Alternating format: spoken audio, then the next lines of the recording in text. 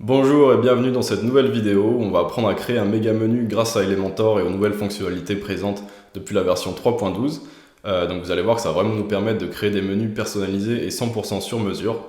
Donc je vais vous montrer directement ce qu'on va faire et ce qu'on va créer ensemble dans cette vidéo. C'est parti. On se retrouve donc devant mon ordinateur où j'ai pu créer une petite page fictive pour l'occasion et pour mettre en scène les menus qu'on va créer ensemble. Donc on peut voir qu'on va créer ces trois sous-menus différents, avec ici des icônes sur deux colonnes. Ici, on va avoir des icônes avec un titre et un sous-titre. Et également, on va créer un autre menu avec du texte à gauche, un CTA et une image à droite. Donc ces fonctionnalités n'étaient pas possibles avant dans Elementor, nativement du moins, c'était possible avec des plugins. Mais depuis la version 3.12, Elementor a ajouté ces options qui vont nous permettre justement de créer des menus sur mesure comme cela. Pour pouvoir débloquer cette fonctionnalité, il va falloir activer certaines options dans Elementor. Donc c'est ce qu'on va voir de suite. On va se retrouver sur WordPress et on va activer ça ensemble. Pour activer ces fonctionnalités, ça va être très simple. On va se retrouver dans l'éditeur WordPress. On va aller dans Elementor, puis dans Fonctionnalités. Et on va avoir trois options à activer, qui sont de base inactives. Donc ces options, ça va être les conteneurs Flexbox, qu'on va passer en actif. Les éléments imbriqués, qu'on va également passer en actif. Et le menu qu'on va aussi passer en actif. Une fois qu'on a activé tout ça, on va en bas de page et on clique sur enregistrer les modifications. Maintenant, on va pouvoir directement aller dans notre constructeur de thème, puis aller dans l'onglet en tête, et là, on aura nos headers. Alors pour la vidéo, on ne va pas recréer de header, on va juste se focaliser sur le menu.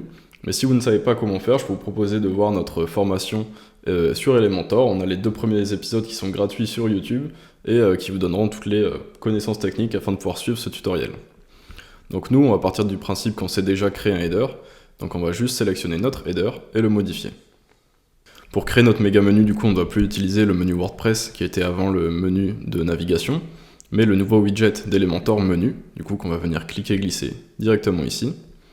Et là, comme on peut le voir, ça ne va plus dépendre du menu WordPress, mais on va pouvoir directement créer de nouveaux items, de nouveaux onglets pour notre menu, sans avoir du coup à passer par le menu WordPress. Donc, si je vais sur notre site d'exemple, on a un premier onglet à propos, qu'on va venir coller ici, un deuxième onglet fonctionnalité, qu'on va venir mettre ici, et un troisième onglet ressources, qu'on va venir mettre ici. Donc là, vous ne voyez pas très bien parce que le fond est à peu près de la même couleur que la typographie, mais on va venir un petit peu styliser notre menu avant de commencer. Donc je vais aller dans le style, on va directement le passer en blanc. Au survol, on va également le laisser en blanc avec un petit peu d'opacité comme ça. Ça, on peut voir que ça va légèrement changer la couleur. Je peux encore la baisser un petit peu. Et l'onglet actif, on va le laisser en blanc également. L'espace entre, on peut l'augmenter un petit peu. Voilà, le mettre à 30 pixels. Je peux également venir dans l'onglet contenu, le centrer, voilà, pour qu'il soit au milieu de notre écran. Et je vais également venir changer la typographie, donc dans style, on va aller dans typographie. Et nous, pour notre typographie, on avait la typographie Space Grotesque, voilà, qu'on avait, il me semble, en 300. Et en typo, je pense qu'on était à 16 ou 18. Non, on était à 16. Donc voilà, déjà, on a quelque chose d'à peu près similaire à ce qu'on a ici. Donc je vais directement venir enregistrer les modifications. Maintenant, comment faire pour créer des sous-menus? Alors c'est là la nouveauté du coup d'Elementor, c'est que sur chacun de nos items, en fait, on va pouvoir activer cette option, en fait, qui va nous permettre directement d'ajouter des sections sous notre menu. On a la possibilité d'avoir la largeur du contenu en pleine largeur ou ajuster au contenu. Nous, on va l'ajuster au contenu. En fait, si on l'avait en pleine largeur, si je reviens dans notre exemple, l'encart ici aurait pris toute la largeur de l'écran et nous, on a envie qu'il soit juste de la taille du contenu. Donc, on va cliquer sur l'option ajuster au contenu. L'icône également, on va l'enlever. Nous, on n'en veut pas spécialement, mais vous pouvez ici ajouter un icône à côté de chaque menu. Nous, on va l'enlever. Et on va donc commencer directement par ajouter notre premier méga menu sous à propos. Donc pour ça, je clique sur à propos. Je clique sur le petit plus. Et là, ça nous propose des mises en page différentes. Donc nous, on va partir sur 2 colonnes. Voilà, comme cela. Et on va venir ajouter du coup nos différents widgets. Ici, on peut voir qu'on a un titre, un bloc de texte, un bouton et une image. Donc je vais ajouter ça directement ici. Donc sur la première colonne, je vais ajouter un titre. Ensuite, un éditeur de texte. Et ensuite, un bouton. Et sur notre deuxième colonne, du coup, on va ajouter une image. Voilà, donc là on a notre structure de base. Il va falloir maintenant un petit peu la styliser, donc pour ça, on va commencer par le titre. Donc je vais remplacer le titre par l'histoire de CashPay. Voilà, ici je vais venir le styliser en le mettant dans notre couleur. Alors je me souviens plus de la couleur exacte, donc je vais aller ici, la chercher. Donc voilà, c'était cette couleur. Donc dans l'onglet style, on vient mettre la couleur de notre choix. Ici on va venir sélectionner notre typographie. Donc nous on est sur du inter. Notre taille de typo, 16 pixels. La graisse, donc on est sur du fin, 400 ou 300. Et transformation en majuscule. Alors je pense qu'on est à peu près bon. Je vérifie un petit peu pour comparer. Je pense qu'on était plutôt sur du 14. Et la typo normale, voilà. Ensuite, on va venir coller notre texte. Voilà. En dessous, donc notre bloc de texte, on va venir le copier, le coller ici. Mince, j'ai mal copié. On vient copier-coller notre texte. Voilà. Maintenant, on va s'occuper du bouton. Donc pour ça, je vais cliquer ici. Dans l'onglet style, on va venir enlever les marges internes. Passer la couleur du texte dans notre bleu foncé. On va enlever la couleur d'arrière-plan.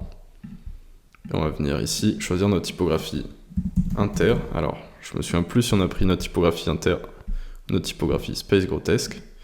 C'était Space Grotesque. Voilà. On va venir un petit peu augmenter la taille à 16. Comme cela. Et on va également ajouter un icône. Voilà. Donc, je tape arrow ici pour avoir accès aux icônes de flèche. Je clique sur l'icône que j'insère. Et on va le passer après le bouton. Comme cela, on va rajouter un petit peu d'espace. Là, voilà, on va mettre un texte, en savoir plus. Et donc là, on a notre bouton. On peut voir qu'il y a un petit décalage entre les deux sections, mais ça, on va le régler après. Maintenant, on va venir ajouter notre image, qui est celle-ci. Et là, déjà, on retrouve bien la structure de notre menu. On a encore quelques ajustements à faire, notamment sur la taille de l'image. Donc je vais aller dans style, et en largeur, je vais venir un petit peu la réduire. Je vais lui mettre une taille en pixels. Et voilà, je vais lui mettre peut-être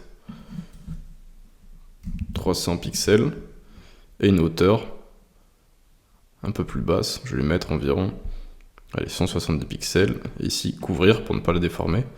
On peut voir maintenant que si j'augmente la taille, ça ne va pas déformer l'image, juste ça va cropper en haut ou sur les côtés. En fonction de si elle est large ou haute, ça va juste venir la recadrer. Pour l'instant, on va rester comme ça. On va voir un petit peu ce que ça donne. Donc là, on peut voir que la colonne de gauche est assez grande comparée à celle de droite. Pour ça, je vais venir dans les paramètres de cette colonne. Au lieu de la mettre en pleine largeur, je vais passer en encadré. Et ici, je vais lui donner une valeur en pixels, par exemple 200 pixels. Allez, on va mettre 250. Et ici, on va faire pareil, on va la passer en encadré, lui mettre une largeur, allez, 250 pixels par exemple. On va mettre un petit peu plus, 180. Et voilà, là on obtient ce résultat. Et je vais un petit peu baisser la hauteur de l'image, comme cela. Et là voilà, on obtient déjà quelque chose d'un peu plus fidèle à ce qu'on avait de base. Maintenant, il reste un petit peu à augmenter le padding, comme ça. On va mettre 15. On va également aller dans style et ajouter des bords arrondis, donc je vais mettre 10 pixels. Et là, voilà, on a notre sous-menu qui est déjà un peu stylisé. Il reste aussi à ajouter des bords arrondis sur notre image. On va mettre 6. Et là, on obtient déjà quelque chose d'assez sympa, d'assez similaire à ce qu'on avait de base. On peut aussi, si on a envie, aller dans les paramètres de la box et mettre une petite ombre. Alors une ombre assez légère, assez subtile. Donc moi, en général, je mets 10 pixels en vertical, un flou à 25 et diffuser, je mets -8 par exemple. Et ici, je viens baisser ça à 1 ou 12. Et là, on a une ombre assez subtile, qui est pas trop voyante, pas trop dure, on va dire. Ce qu'on peut faire aussi, c'est venir réduire un peu l'espace entre les widgets. Je trouve que 12 c'est un petit peu trop, donc on va passer à 15. Et là, on voit du coup qu'il y a un peu plus d'espace, un peu moins d'espace en bas, donc je peux venir réduire un petit peu la taille de notre image, comme ça. Et là, on a quelque chose d'assez sympa. Donc là, notre premier menu est terminé. On va maintenant pouvoir passer au deuxième menu qu'on va construire directement. Donc notre second menu, de quoi il se compose? On peut voir qu'il y a un titre et ensuite on a 3 boîtes d'icônes avec un icône, un titre et un sous-titre. Donc ça c'est hyper rapide à faire et c'est vraiment très sympa visuellement. Donc pour ça, on va retourner dans notre header, on va aller dans le deuxième item, on va également activer cette option. Et maintenant on va pouvoir directement ajouter notre section. Donc celle-ci, elle est sur qu'une seule colonne, donc je peux juste ajouter la première colonne, donc colonne de direction, vers le bas. Et pour ça, je vais ajouter un titre, je vais le copier directement sur notre première colonne pour ne pas avoir à refaire les paramètres. Je vais pouvoir le coller ici. Ensuite, comme je l'ai dit, on a une boîte d'icônes. Alors je cherche la boîte d'icônes, elle est ici, voilà, et on va l'ajouter directement sous notre titre. Maintenant on peut voir qu'il y a quand même pas mal de réglages à faire pour que ça ait le même aspect que sur notre exemple. Ici, comme cela. Donc pour ça, on va cliquer sur le petit crayon pour modifier le style. Déjà, je vais venir copier ce texte et du coup coller ici PayPal au niveau du titre et paiement sécurisé au niveau du sous-titre. Maintenant, on va placer l'icône sur la gauche. Et également, l'icône, on va pas le mettre en par défaut, mais en rempli, ce qui va nous donner un petit arrière-plan comme ça derrière. Et ensuite, on va pouvoir gérer un petit peu sa taille pour avoir quelque chose d'un petit peu plus épuré, un peu plus sympa visuellement. Donc je vais baisser la taille de l'icône, je vais un petit peu augmenter les marges internes, le rayon de la bordure, je vais le mettre à 4, comme cela. Et je vais venir voilà, un petit peu augmenter ou diminuer, ça on pourra le faire plus précisément lorsqu'on aura placé le titre et le sous-titre à la bonne taille. Mais voilà, déjà on peut se rendre compte à peu près de la taille que devra prendre notre icône. Maintenant ici on va pouvoir venir ajouter nos couleurs principales et secondaires. Donc ici en couleur principale on a notre bleu. En couleur secondaire qui est la couleur de l'icône on a notre vert. Je vais venir également remplacer l'icône. Donc ici on a une étoile mais nous ce qu'on veut c'est l'icône PayPal. Donc je vais taper PayPal dans la barre de recherche. Je vais pouvoir l'insérer directement comme ça. Là déjà on a notre icône qui est à peu près semblable à celui de notre exemple. Je vais encore faire quelques modifications au niveau des titres et on sera déjà pas mal. Donc pour le titre, je vais dans l'onglet contenu. Ici le titre, il est en bleu. On va le passer en space grotesque. Notre typo de base, donc ici vous pouvez mettre vos typos bien entendu. Nous on va le passer en normal et le baisser à 20 pixels. Et voilà, en normal. Et la description, du coup, elle est en typographie inter, qui est notre typographie secondaire. Comme cela, en 14 pixels, je pense. Voilà. Maintenant, on peut voir qu'il y a un petit espace entre le haut et le bas de l'icône. Donc, je vais retourner dans notre titre. On va baisser un petit peu la hauteur de ligne au minimum. On va venir faire pareil avec notre description. Ici, on va venir un petit peu baisser la hauteur de ligne, comme cela. Et là, du coup, on a quelque chose qui ressemble à ce qu'on a dans notre exemple, avec le titre et le sous-titre. Donc c'est parfait. Maintenant, je vais le dupliquer, comme cela. On va pouvoir venir remplacer nos textes. Donc, ici, on a WordPress.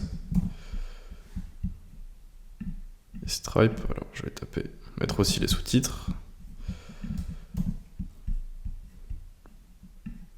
Du coup, notre troisième icône, c'est Stripe. Du coup, je vais copier-coller nos titres et nos sous-titres. Et changer les icônes. Donc là, Stripe. Voilà. Et WordPress. Voilà. Ici, on va pouvoir également mettre notre bordure. Donc à 10 pixels toujours. notre ombre qu'on va paramétrer de la même manière que l'autre. Donc 10, 25, moins 7. Ici, je vais mettre 12. Donc là, on a notre ombre de boîte également. Ah, je me suis trompé. Si ce n'est pas moins 7, moins 10, mais 10, pardon. Voilà, on a notre ombre qui est parfaite. Donc là, on va aussi pouvoir augmenter un petit peu le padding à l'intérieur à 15. Comme ça, on aura un blanc tournant un petit peu plus important avant les éléments. Également, ce qu'on peut ajouter pour donner un petit effet sympa, c'est un petit effet de hover, donc au survol. Comme on a dans notre exemple.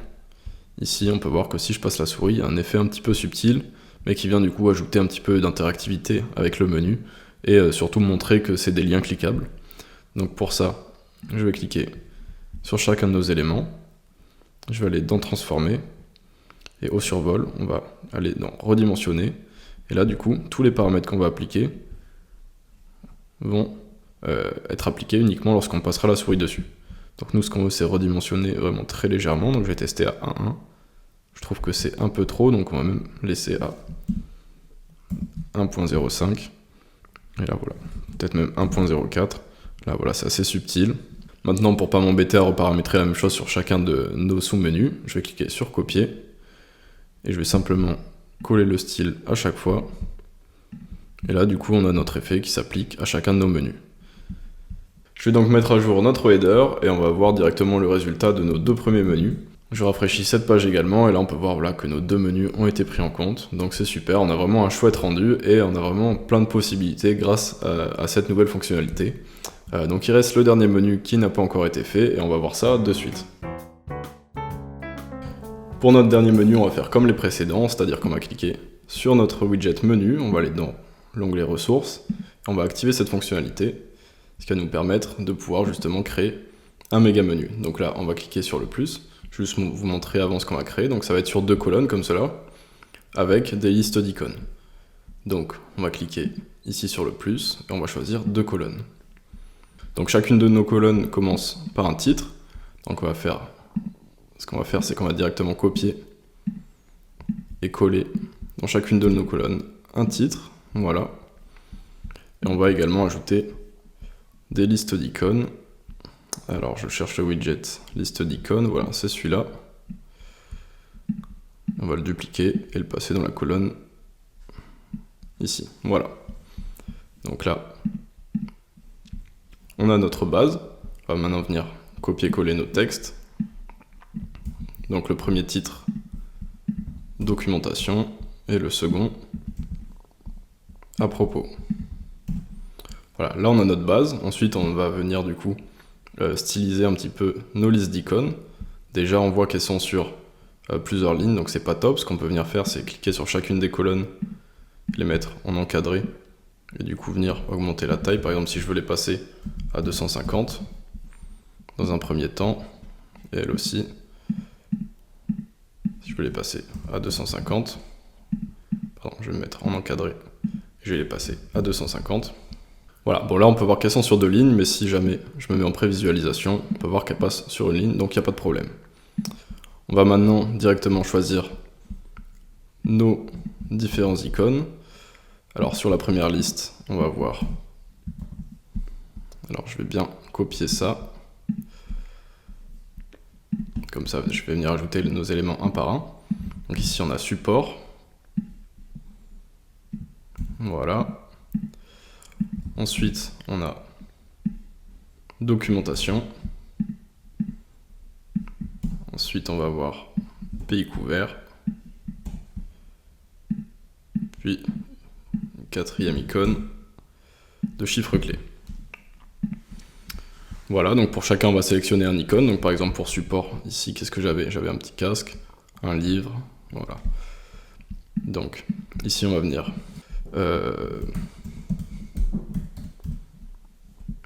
headset, voilà. Notre deuxième icône, ça va être un livre, donc on va taper book, comme cela. Ensuite, pays couvert, il me semble que c'était une planète, donc je vais taper globe, voilà. Si on va choisir un globe, ici. Et pour le dernier chiffre clé, c'était un graphique, donc je vais mettre chart, voilà, pie chart.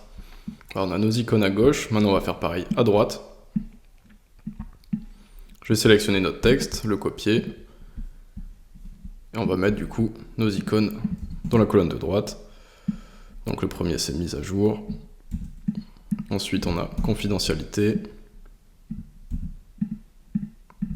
copyright, et les conditions générales de vente. Alors qu'est-ce que j'avais comme icône? Ok. Donc pour notre première icône mise à jour, je vais prendre celui-ci. Ensuite, confidentialité, je vais prendre une empreinte digitale, donc fingerprint.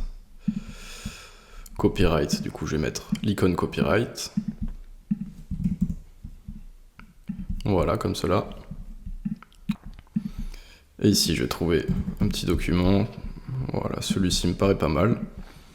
Donc voilà, là on a déjà notre base.